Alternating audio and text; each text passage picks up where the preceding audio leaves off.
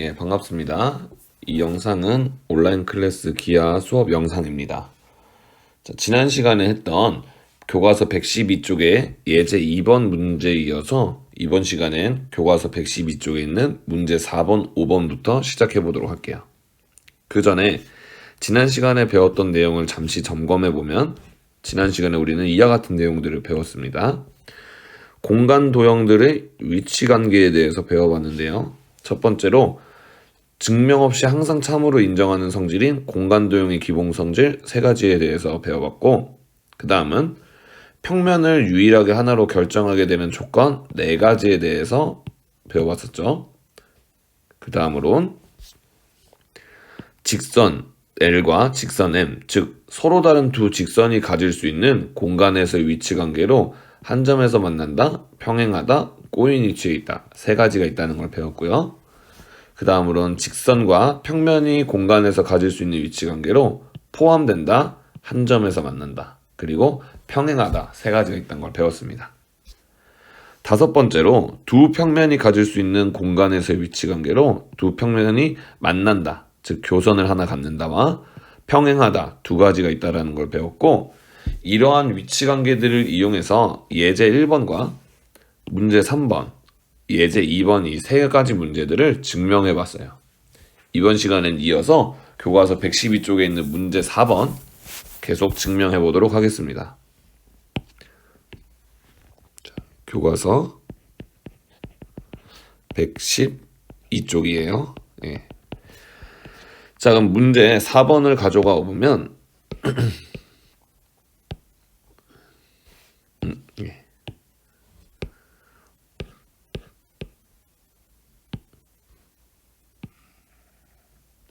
자, 이처럼 평행한 두 직선 L과 M에 대하여 직선 L은 포함하고 직선 M은 포함하지 않는 평면 알파가 있다고 합니다. 그림처럼 직선 M과 L이 이렇게 평행한데 그 중에서도 평면 알파에 직선 L이 이렇게 포함되지만 M은 포함되지 않은 상황이라는 거죠. 이때 이 평면 알파와 직선 M이 평행함을 증명하라는 문제예요. 자, 이 문제 역시 귀류법으로 증명을 해볼 건데요. 지난 시간에 설명드렸듯이 귀류법이란 결론을 부정한 뒤 가정의 모순됨을 보이는 간접적인 증명법이라고 말씀드렸었죠. 그래서 이 명제를 귀류법으로 증명하기 위해 문제에서 요구하는 결론인 평면 알파와 직선 M이 평행함을 부정하고 시작을 하도록 하겠습니다. 결론을 부정할게요. 결론을 부정하면 평면 알파와 직선 M이 평행하지 않다고 하는 거죠.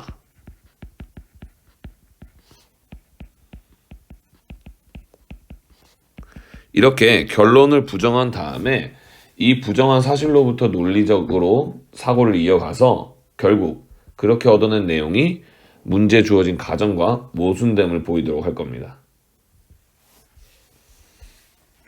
자, 평면 알파와 직선 n이 평행하지 않는다라고 하는 것은 두 가지 가능성을 의미해요. 자, 평면 알파와 직선 m이 평행하지 않다는 건 우리가 앞서 배웠던 직선과 평면의 위치 관계에서 보면 지금 평행하지 않다고 했기 때문에 남은 두 위치 관계는 포함되거나 한 점에서 만나는 두 가지가 남은 겁니다. 자, 평면 알파와 직선 m이 평행하지 않다고 했으니 방금 전에 얘기한 대로 남은 가능성은 두 개라고 했죠. 직선 m이 평면 알파에 포함되거나 아니면 직선 m과 평면 알파가 한 점에서 만나는 거죠.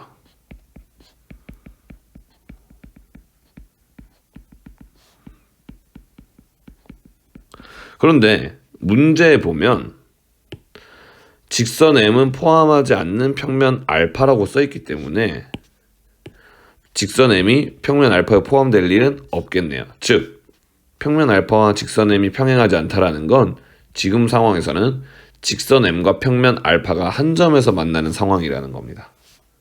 자, 계속해서 논리를 이어가 볼게요. 자, 이렇게 된다는 얘기는 우리가 이 직선 M과 평면 알파의 교점을 P라고 했을 때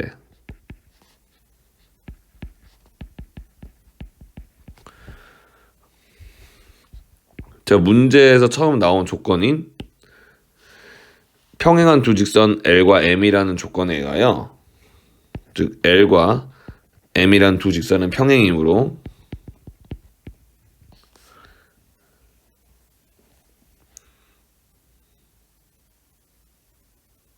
선생님이 평행한 두 직선으로 한 평면을 결정할 수 있죠. 예. 이 L과 M이라는 평행한 두 직선으로 유일하게 결정되는 평면 하나를 베타라고 할게요. 직선 L과 M에 의해 결정되는 평면을 베타라고 하겠습니다.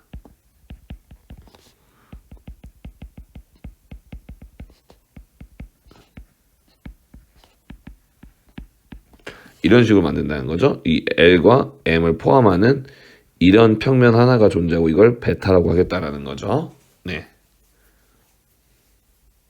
그렇다면 당연히 이 점 P는 직선 M 위의 점이기 때문에 점 P는 직선 M 위의 점이기 때문에 이 점은 평면 베타에 속하게 되겠습니다. 자, 이렇게 되면 직선 L과 M에 의해서 결정된 평면이 베타이기 때문에 M은 베타에 포함되고요. 그 다음 점 P는 M에 포함이 되죠. 왜냐면 직선 M과 평면 알파의 교점이기 때문에 점 P는 직선 L 위의 점입니다. 따라서 점 P는 어디에도 포함될까요? 예, 평면 베타에 포함될 겁니다. 지금 보시면 이러한 점 P는 베타에도 포함되고 어디에도 포함됩니까? 알파에도 포함되게 되죠.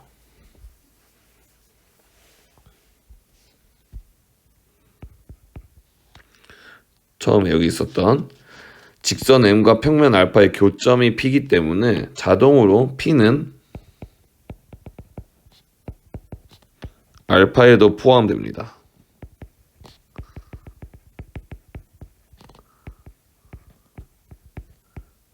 따라서 한 점이 두 평면 위에 동시에 포함된다라는 건 어떤 경우밖에 없냐면 우리 맨 처음에 배웠던 공간 도형의 기본 성질 중 이거 세 번째 것. 한 점을 공유하는 서로 다른 두 평면은 그 점을 지나는 한 직선, 즉 이러한 교선을 공유한다고 했고 그 교선 위에 한 점이 지금 P가 되는 상황이 되는 거겠어요. 그래서 이어오면은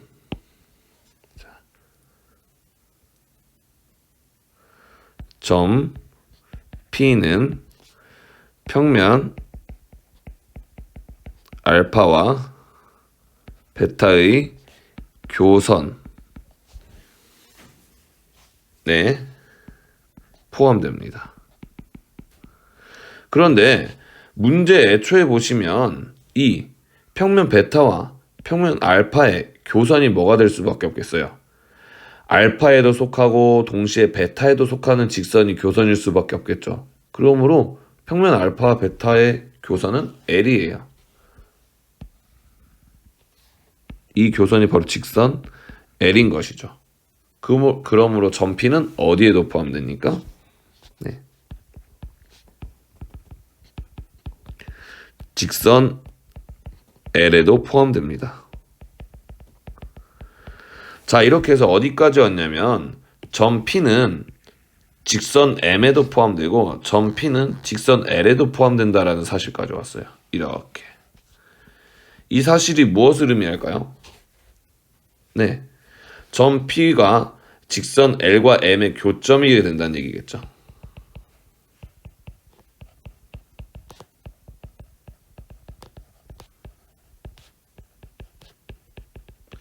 이 얘기는 어디에 모순되냐면 맨 처음에 직선 L과 M이 평행하다라고 했던 이 가정에 모순됩니다.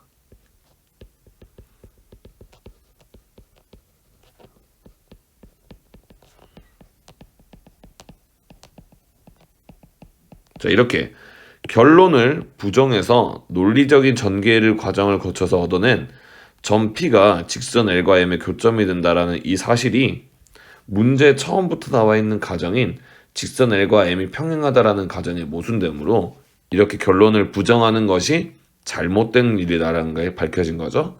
따라서 평면 알파와 직선 N은 평행하다고 귀류법에 의하여 증명할 수 있겠습니다.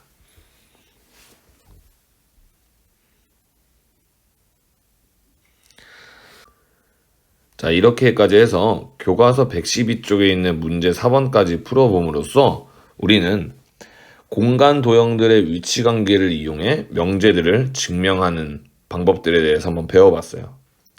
물론 우리가 풀어본 이 예제 1번, 문제 3번, 예제 2번, 문제 4번을 여러분들이 아무런 도움 없이 스스로 증명하는 것은 무척 어려운 일입니다.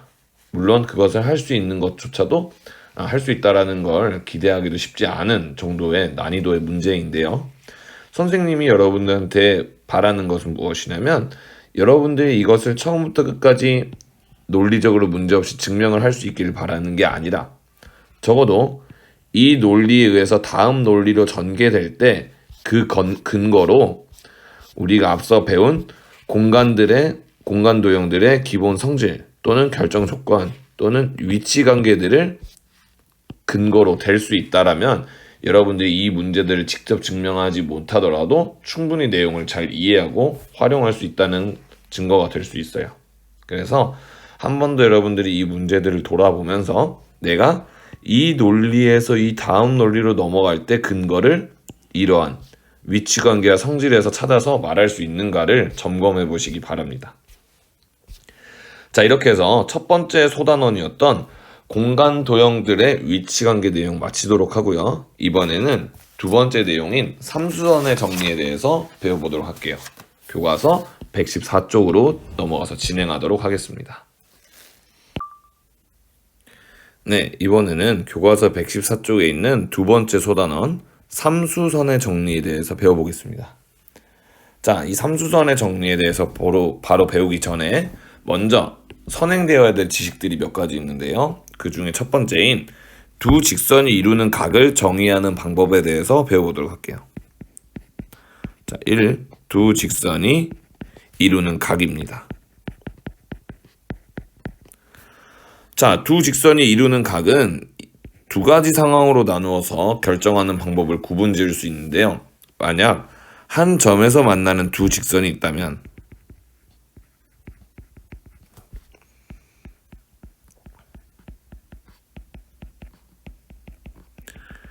자, 우리 평면의 결정 조건에 의해서 한 점에서 만나는 두 직선은 그 두 직선이 모두 포함된 평면이 유일하게 하나로 결정되죠. 그래서 이런 상황으로 그림을 표현할 수가 있겠어요. 자, 이번에 선생님이 직접 그려보도록 할게요.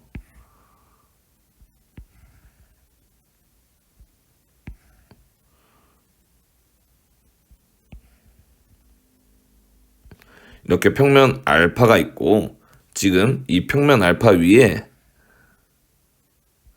두 직선 L과 M이 존재해서 이렇게 한 점 P에서 만나는 상황이라는 것이죠. 자, 이렇게 한 점에서 만나는 두 직선이 이렇게 유일한 평면 알파 위에 동시에 존재하기 때문에 이때는 어렵지 않게 두 직선에 의해서 생기는 각 중 크지 않은 각, 두 직선 L과 M에 의해 생기는 각 중 크지 않은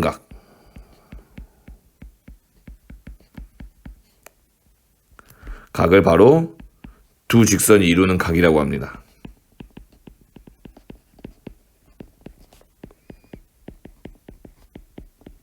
크지 않다라는 건 두 가지를 내포하고 있는 거죠. 크지 않다라는 건 작거나 같다라는 걸 의미하고 있어요. 그래서 두 직선 L과 M이 이루는 각은 한 평면 위에서 두 직선 L과 M이 이루는 각들 중 크지 않은 각을 골라서 얘기한다 라고 생각하시면 되겠어요.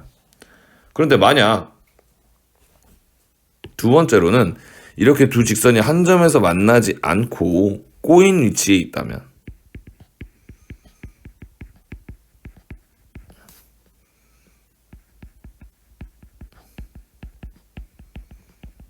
이 경우에는 두 직선이 이루는 각을 어떻게 정의할지 이 그림과 같이 정의할 수 있습니다.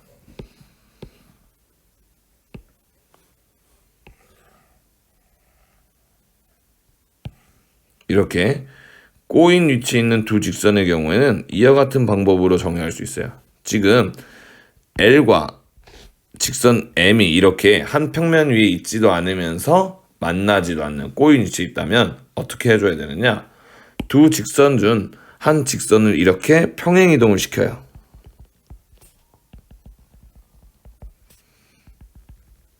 이렇게 평행 이동을 시켜서 L', 즉 L과 똑같은 방향과 방향성을 가지면서 M과 한 평면에 놓일 수 있도록 직선 L을 평행 이동시켜주면, 그렇게 해서 만들어진 직선 L'과 이 직선 M 사이의 각 중 역시나 크지 않은 각을 두 직선이 이루는 각이라고 할 겁니다.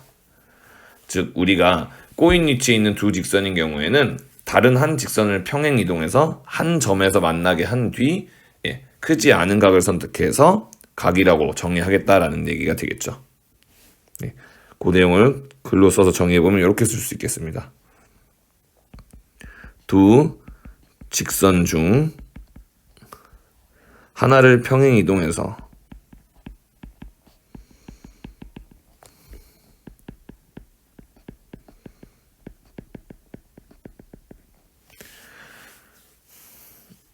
L'과 직선 M이 한 평면에서 만나게 한 뒤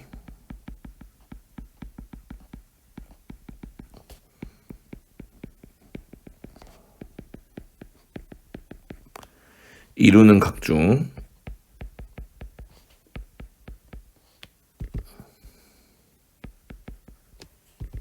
크지 않은 각,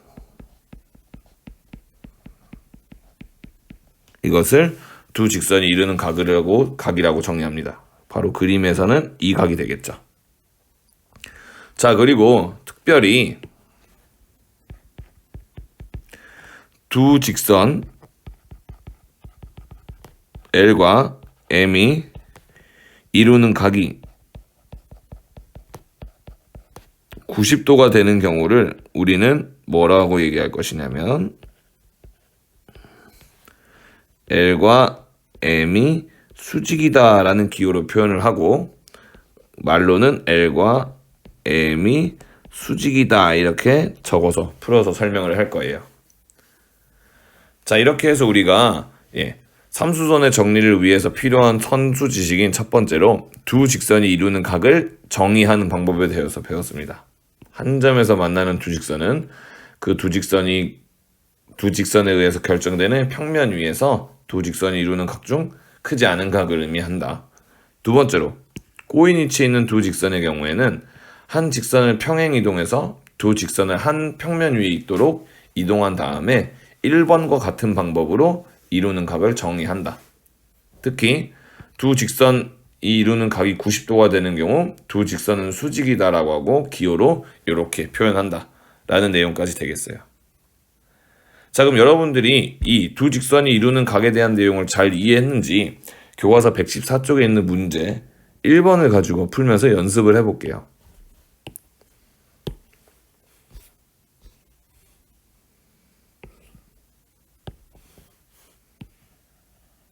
자, 이렇게 114쪽에 있는 이 문제 같이 풀어보도록 하겠습니다. 자, 오른쪽 정팔면체에서 다음 두 직선이 이루는 각의 크기를 구하시오라고 하고 있어요. 정팔면체라는 입체 도형이기 때문에 이 옆면들이 모두 정삼각형이라는 걸 가지고 이 문제를 해결해 볼 겁니다.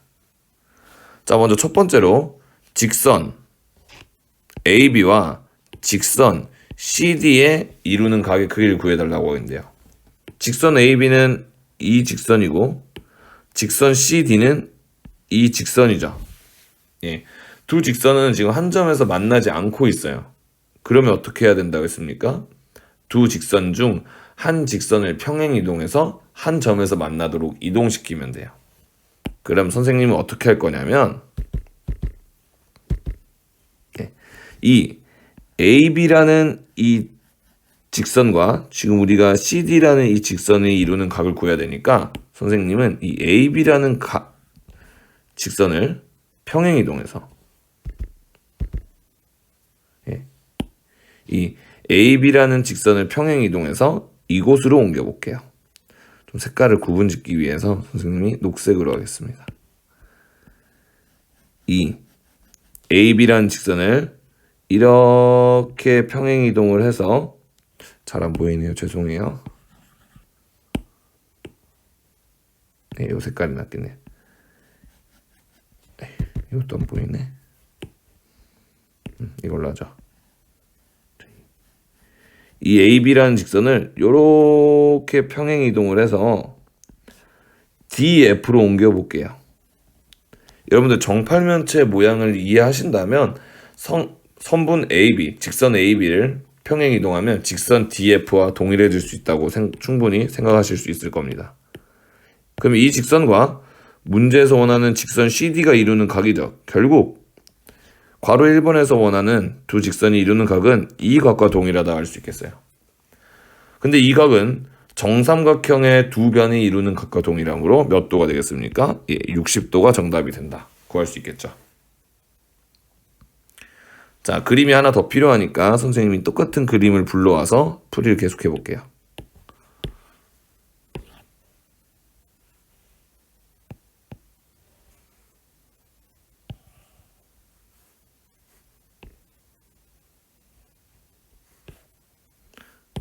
자, 이번에 괄호 2번을 풀어보겠습니다.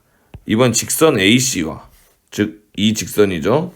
직선 DF 이 두 직선이 이루는 각을 구해달라는 건데요.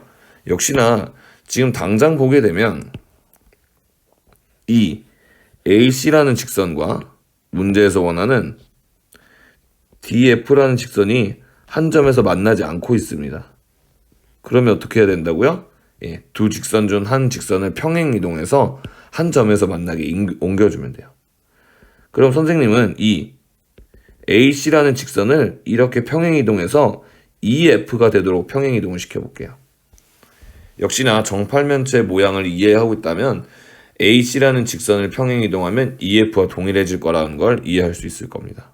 그러면 역시나 문제에서 원하는 직선 AC와 직선 DF가 이루는 각은 이 각이 되겠죠? 그럼 이 각 역시 정삼각형의 두 변이 이루는 각이므로 60도가 정답이 되겠다라는 걸 구할 수 있겠어요. 이렇게 평행 이동을 이용해서 정답을 구할 수 있다라는 거. 요렇게 평행 이동한 거죠. 는 예. 요렇게 평행 이동한 거예요. 두 직선 중 한 직선을 평행 이동해서 두 직선이 한 점에서 만나도록 옮긴 다음에 그 두 직선이 이루는 각을 그려주시면 되겠습니다. 자, 이렇게 해서 우리 두 직선이 이루는 각을 정의하고 각의 크기를 구하는 방법에 대해서 문제로 풀면서 연습을 해봤고요. 이번에는 삼수선의 정리를 위해서 또 필요한 선수 지식 중 두 번째 지식인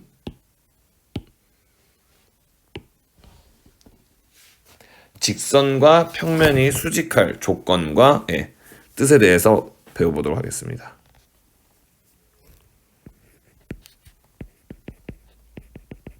직선과 평면의 수직에 대해서 배워볼게요.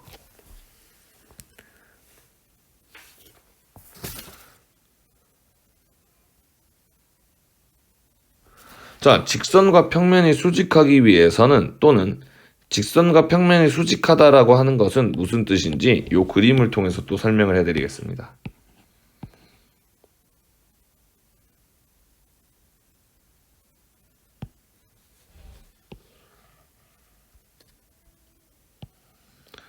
자, 첫 번째로 여기다 써볼게요. 자, 직선과 평면이 수직하다는 것의 뜻은 무엇이냐면 직선 L이 평면 알파와 한 점 O에서 만나고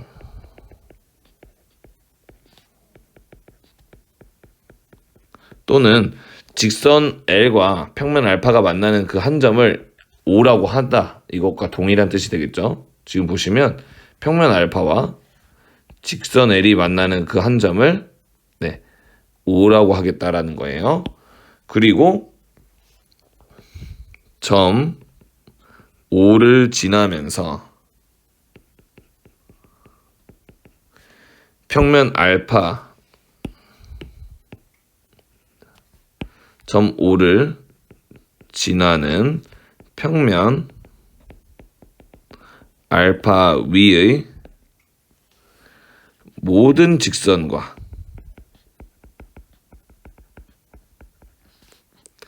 L이 수직일 때, 즉 그림처럼 평면 알파와 직선 L이 만나는 이 한 점 O를 지나는 모든 직선들이 이 직선 L과 수직일 때, 이러한 조건을 만족할 때 우리 직선 L과 평면 알파는 수직이다라고 정의합니다.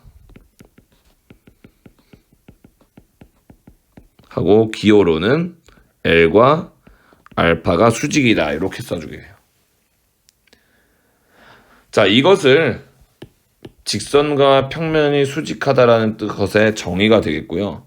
이때 나타나는 이 직선 L을 뭐라고 하냐면 평면 알파의 수선이라고 해요.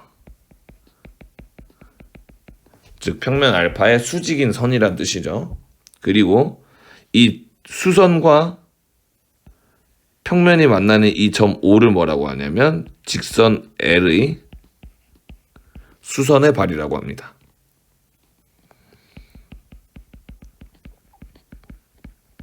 수선이 평면에 내린 점이다라는 뜻이 되겠어요. 자, 이게 방금 전에 정리한 이 내용이 직선과 평면이 수직하다는 것의 정의가 되겠습니다. 근데 여기 정의해 보면 알 수 있듯이 점 O를 지나는 평면 위의 모든 직선과 이 직선 L이 수직일 때 수직이라고 정의한다고 했어요. 근데 이 직선은 무수히 많기 때문에 우리가 매번 이 모든 직선과 L이 수직한지 점검할 수가 물리적으로 없겠죠. 무수히 많은 직선과 L이 수직인지를 다 보일 수가 없으니까요. 그래서 지금부터 할 내용은 무엇이냐면 직선과 평면이 수직임을 보이려면 어떻게 해야 되는지 그 조건을 써볼 겁니다. 즉 동그라미 2번 직선과 평면이 수직일 조건이에요.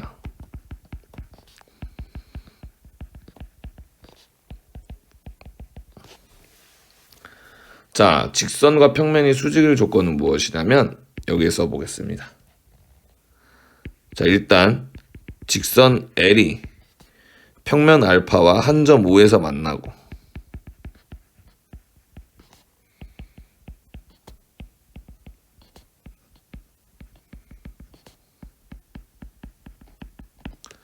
그 다음 직선 L이 평면 한 점 O를 지나는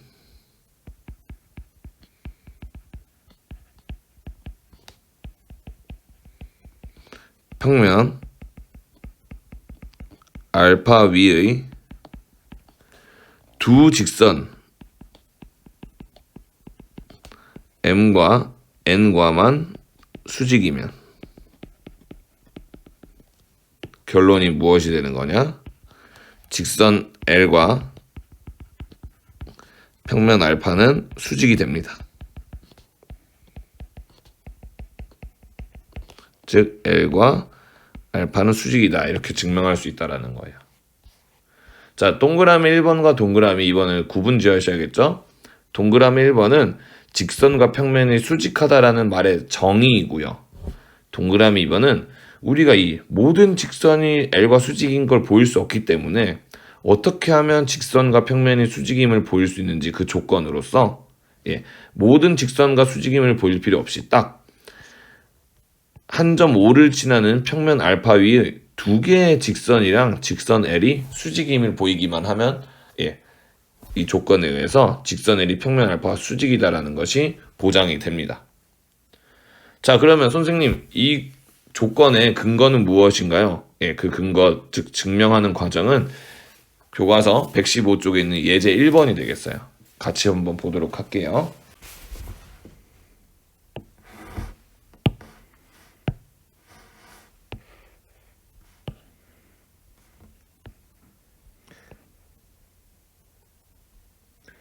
자, 지금 그림으로 띄워져 있는 이 모습이, 이 내용이 직선과 평면의 수직일 조건에 대한 증명이 되겠는데요. 같이 한번 읽어보도록 할게요.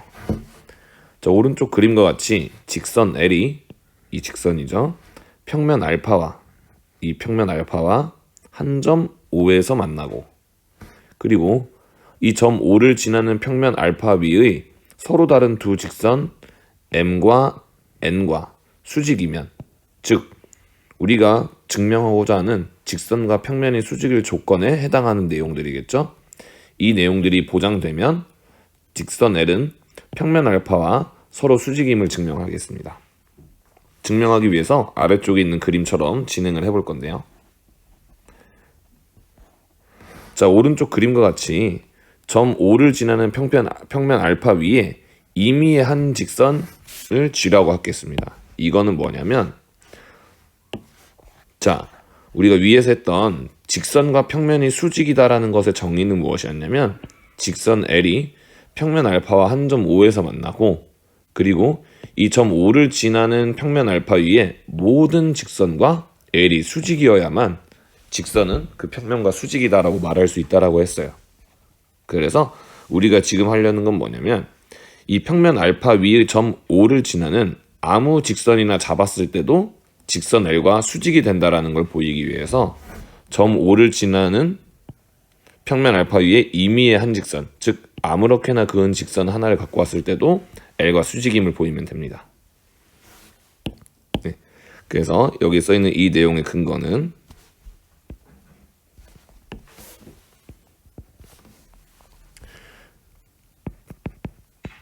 직선 L과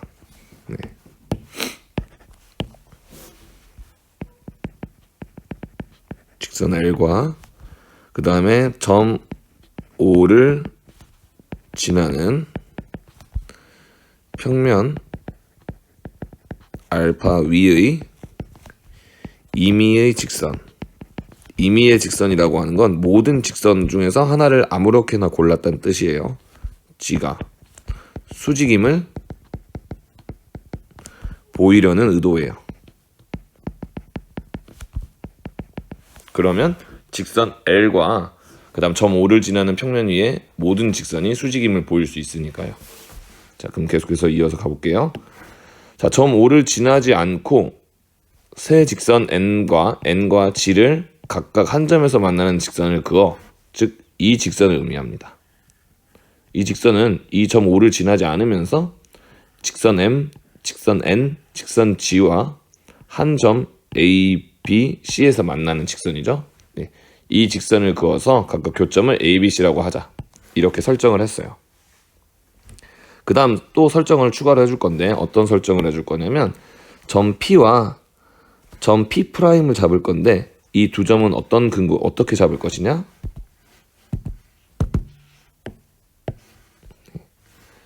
자, 직선 L 위에 OP의 길이와 OP'의 길이가 같도록, 즉 이곳의 길이와 이곳의 길이가 같아지도록 평면 알파의 윗면과 아랫면 쪽을 기준 방향으로 점 P와 점 P'을 잡겠다는 뜻입니다. 자, 그러면 지금까지 우리가 설정한 사항들을 그림에다 좀 더 추가적으로 표현하면 이 OP의 길이와 OP'의 길이가 동일한 거죠.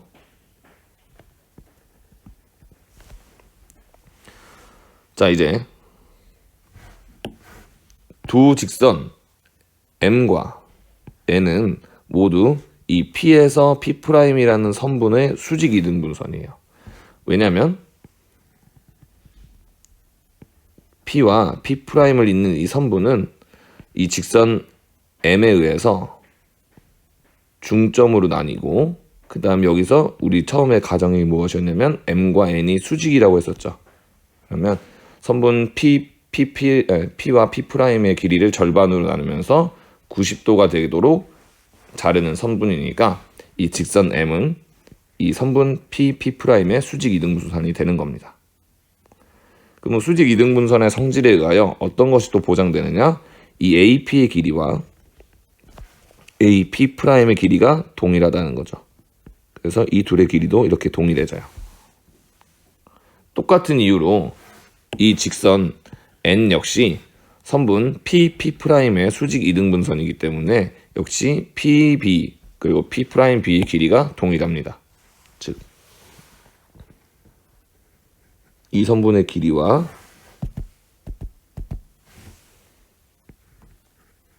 이 선분의 길이가 동일하다는 거죠. 자, 그럼 여기서 우리가 무엇을 볼 거냐면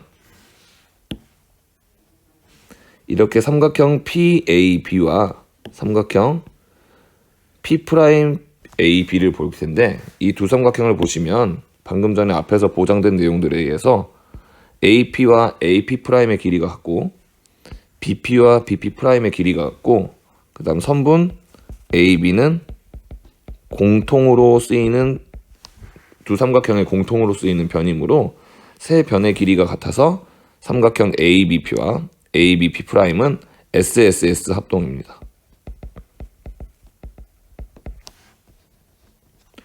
자, 파란색으로 형광펜 칠한 것과 녹색으로 형광펜 칠한 두 삼각형이 합동이 되기 때문에 두 삼각형의 대응각인 이 각과 이 각도 동일한 각이 되는 거죠. 즉, 각 PAB와 각 P'AB가 같은 각이 된다. 또는 PAC와 P'AC가 같은 각이 됩니다. 두 각은 합동인 두 삼각형의 대응인 각이 되기 때문이죠. 자, 이번에는 또 삼각형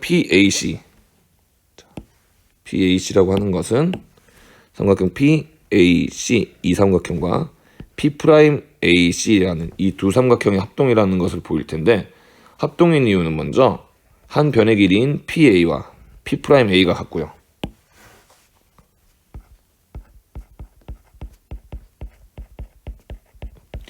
그 다음 선분 AC의 길이를 공통으로 쓰고 있으면서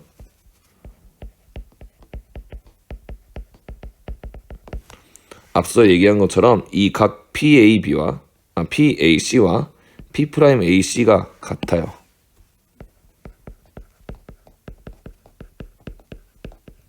그러므로 SAS 합동이 되겠습니다. 두 변의 길이와 끼인 각의 크기가 같은 합동이죠.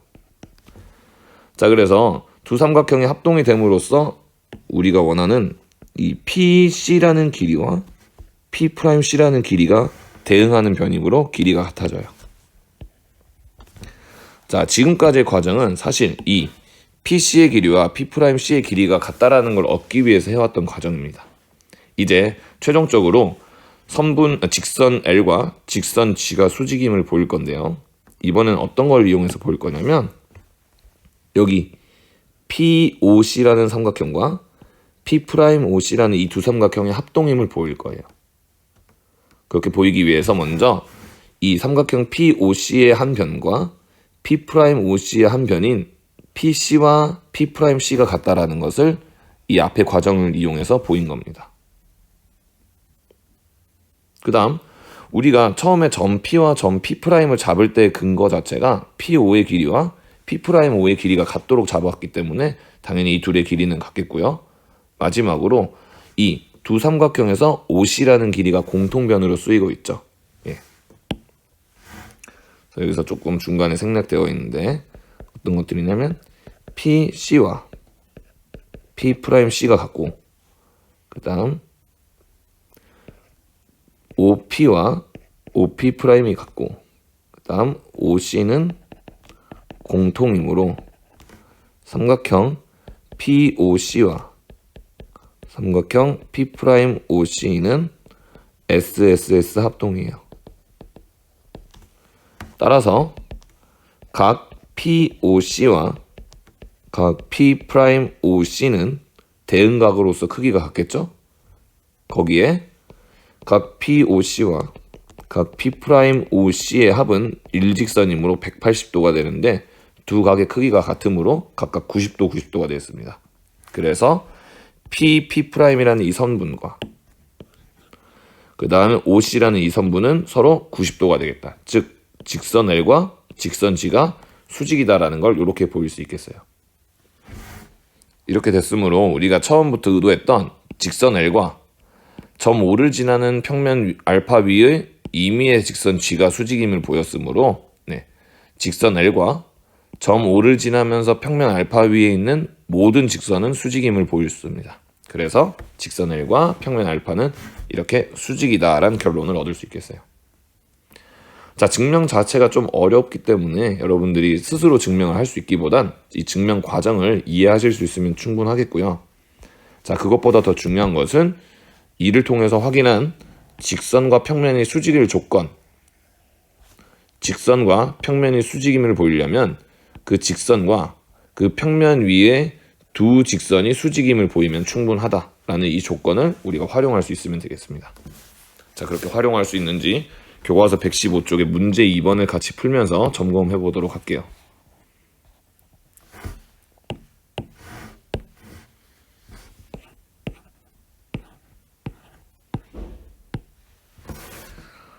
자, 이렇게 문제 2번 보시면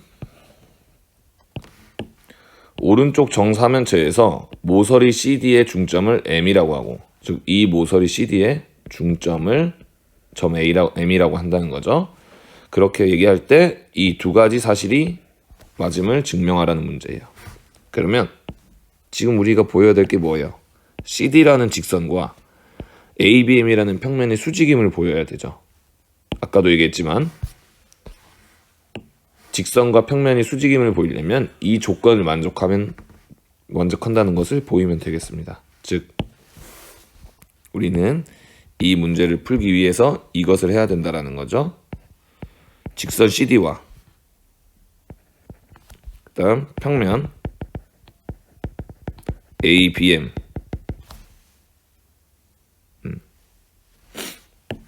직선 CD와 평면 ABM이라는 건 이 평면인데 이 평면과 이 직선이 만나는 교점은 M이에요. 그래서 우리는 무엇을 보여야 되냐면 직선 CD와 점 M을 지나면서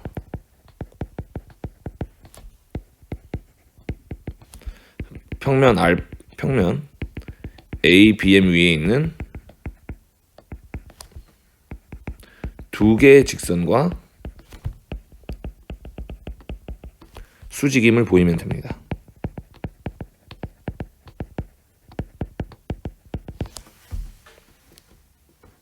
자, 그럼 어떻게 보이면 될 것이냐?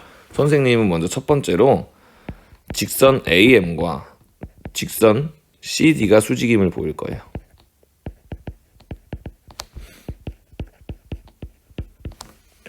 자, 직선 AM. 이 직선 AM은 점 M을 지나면서 평면 ABM 위에 있는 직선이죠. 그러니 이 직선과 CD가 수직임을 보일 건데 이 과정은 어렵지 않습니다. 어떻게 하면 보일 수 있냐면요. 자, 삼각형 AMD와 삼각형 AMC는 합동이에요. 그 이유는 뭐냐면 선분 AM 이것을 공통으로 사용하고 있고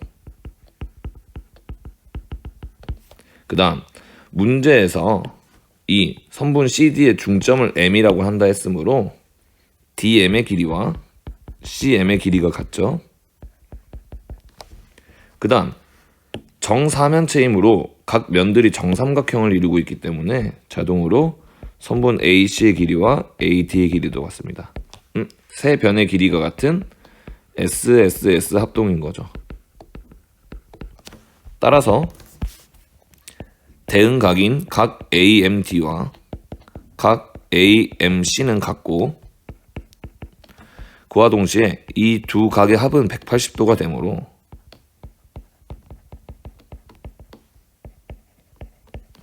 왜냐면 두 각을 더한 것은 이 직선이기 때문이죠. 따라서 각 AMD가 90도임을 밝힐 수가 있어요.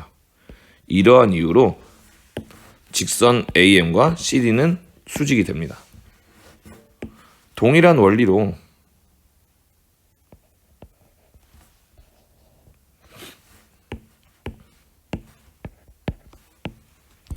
방금 전에 한 것과 같은 원리로 선분 BM과 선분 CD가 또 수직임을 보일 수 있겠죠? 그 근거는 여기 이 삼각형 BDM과 BCM이 합동이란 걸 똑같이 보이면 되겠어요. 삼각형 BMD와 삼각형 BMC가 SSS 합동이므로 똑같은 근거에 의해서 각 BMD가 90도가 나옵니다. 그러므로 수직이 된다라는 거예요. 이렇게 함으로써 우리는 직선 CD와 그 다음 평면 ABM 위의 점 M을 지나는 두 직선이 수직이 됨을 보였으므로 직선과 평면의 수직의 조건에 의하여 선분 CD와 평면 ABM은 수직이다람을 볼 수 있어요. 자, 이번엔 괄호 2번 직선 AB와 직선 CD가 수직임을 보이겠습니다. 직선 AB와 직선 CD가 수직이라는 것은 매우 간단하게 밝힐 수 있는데요. 왜냐면 우리가 1번에서 직선 CD와 평면 ABM이 수직임을 밝혔어요. 그런데 우리가 증명해야 될 이 직선 AB는 평면 ABM에 포함되는 직선이죠. 그러므로 자동으로 CD와 AB는 수직이 되겠습니다. 왜냐하면 우리가 앞서 배웠던 직선과 평면의 수직의 뜻에 의하면 직선 L이 어떤 평면과 수직이라는 것은 그 직선과 평면 위에 속하는 모든 직선이 수직일 때를 의미하겠죠. 그러므로 그 논리에 의해서 직선 CD와 평면 ABM이 수직인데 우리가 밝혀야 될 직선 AB가 이 평면에 속하는 직선이므로 두 직선은 수직이다라고 증명할 수 있겠습니다. 자, 이렇게까지 해서 삼수선 정리에 필요한 두 직선이 이루는 각을 정의하는 방법과 그 다음 직선과 평면이 수직임이 갖는 의미, 그리고 직선과 평면이 수직이 될 조건에 대해서 알아봤습니다. 자, 이 다음으로 본격적으로 삼수선의 정리가 무엇인지 배워보도록 할게요.